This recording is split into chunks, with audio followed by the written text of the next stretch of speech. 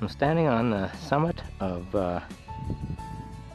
Knob Mountain, 6380, so it's marked, although it, I believe at GPS right now we're only at 6355 is I think the highest.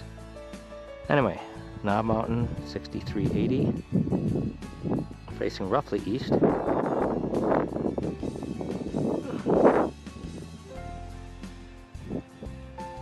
Here's North Peak, the north end of the Mazatzal Mountains.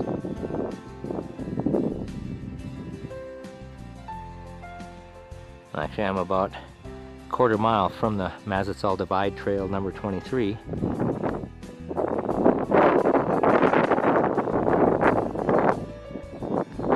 Up here.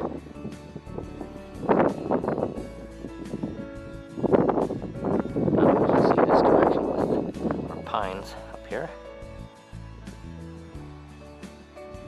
And actually, the peak straight ahead in the foreground is what's generally referred to as Knob Mountain, although it's about 100 feet lower elevation than where I'm standing.